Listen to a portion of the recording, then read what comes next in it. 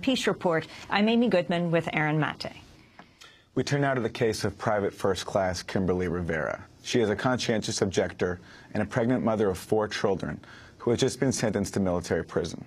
Rivera first deployed to Iraq in 2006. During a 2-week leave back in the U.S., she decided to refuse a second tour of duty in Iraq. In January 2007, Rivera and her family packed up their car and crossed the border into Canada. She was later charged with desertion and faced up to 5 years in prison if convicted. Well, on Monday, she was sentenced to 14 months. Under a pretrial agreement, she will serve 10 months of that sentence. This is Kimberly Rivera speaking late last year about her case.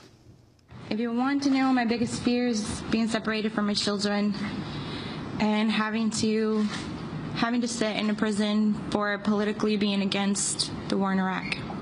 Since their arrival to Canada in early 2007, Kimberly Rivera, her husband, and 2 children settled in Toronto. She had 2 more children there and made several attempts to legally immigrate. Canada's War Resistor Support Campaign championed the case, drawing endorsers, including Nobel Peace Prize winner Desmond Tutu. But Canadian officials refused. In August, they ordered the Rivera family to leave the country or face deportation. A provincial lawmaker representing Rivera's Toronto district, Cherry DeNovo, condemned the order. As the Member of Parliament for Parkdale High Park, which is home to a number of war resistors, I know Kimberly personally. I see her in our neighborhood, see her with her family. I know that she participates in the community. She's a volunteer. She works with children. And she is a person who has shown great integrity and courage and principles. Surely she is exactly the kind of person that we want to embrace and welcome here in Canada. Canada has a proud history of welcoming conscientious objectors from other wars in the past. Why not now? Especially given that this is a war that Canadians are proud not to have participated in.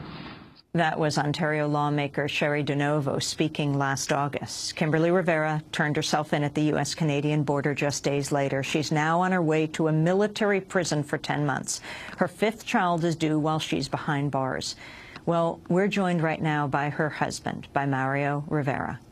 He'll now become the primary caretaker for their 4 young children. We're also joined by James Branum, the defense attorney who represented Kimberly during her court-martial yesterday, Monday, at Fort Carson. He's also represented dozens of other conscientious objectors as legal director for the Oklahoma Center for Conscience and Peace Research. They're speaking to us from the Tim Gill Center for Public Media in Colorado Springs, home to Rocky Mountain PBS and KRCC Public Radio. We welcome you both to Democracy Now! Mario, you've just come out of the court yesterday. Can you respond to the sentencing of your wife, Kimberly, to 10 months in jail for refusing to return to Iraq and go to Canada instead? I think it was severely harsh. I personally feel that the judge has already made up his mind before the trial had even started. It's just too much. The kids need her. Mario, tell us about the reaction of your children. How have they handled this whole ordeal, and what did they say yesterday? As soon as they found out yesterday, they broke down into tears. Just the thought of being away from my mother for 10 more months. They've already been gone for 8 months out of her life. So it's difficult. Mario, how old are your kids and what are their names? Christian's 11, Rebecca is 8, Katie is 5, and Gabriel is 2. James Branum, you're her attorney. When she was in Iraq, she turned to a chaplain to say she could not do this, that she could not, when she looked at Iraqi children, she said, open fire. Yes, she talked to the chaplain, expressed her concerns. She said that she didn't think she could pull the trigger if asked to.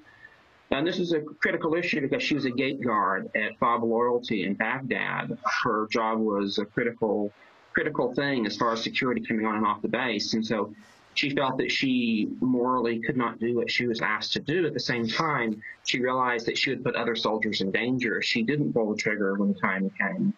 She talked to a chaplain about it. The chaplain largely pushed her aside, did not give her the counsel that she really needed.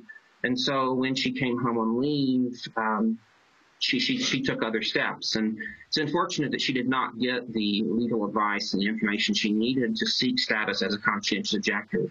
That said, James Branum, so when she said this to the chaplain, he didn't say, there's a way you can legally do this, you could apply for CO status. Instead, he argued with her?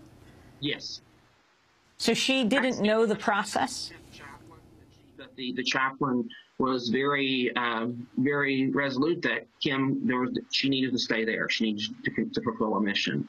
Instead of giving her the spiritual counsel she needed at that moment, instead, this chaplain told her basically, suck it up, continue on.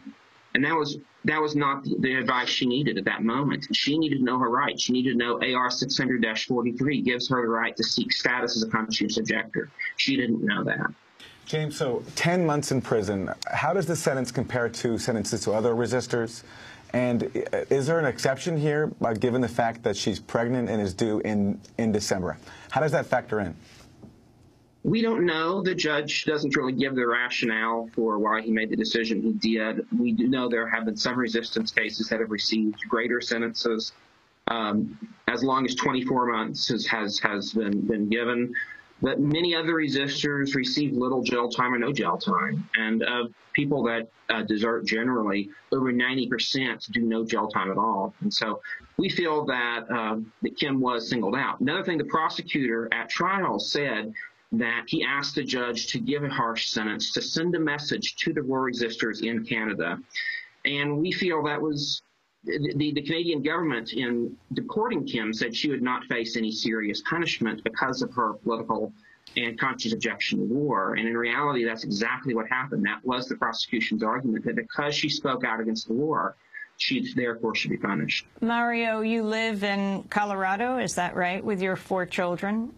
No, the 4 children are in Texas right now. I came up here in March originally because that was when the trial was supposed to have been. Unfortunately, my mom fell ill, and it was pushed back until yesterday.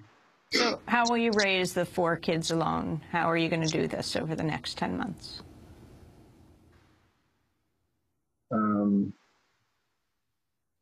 don't know. It's going to be difficult. I'm just going to have to do my best and try to keep it together and keep them together and just help them be strong.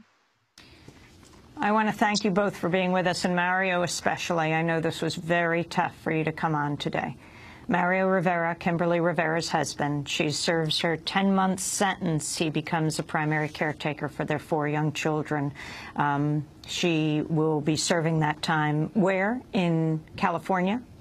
We believe it'll be in Miramar. One other critical thing to mention is there is an ongoing campaign to have her released on clemency grounds. We'll link to that website at Democracy. Thanks so much for watching this report from Democracy Now!, your daily independent global news hour. We don't accept advertising or corporate funding, but rather rely on donations from viewers like you. Please make your contribution by visiting democracynow.org. We need your support today to keep bringing you this hard-hitting, in-depth reporting.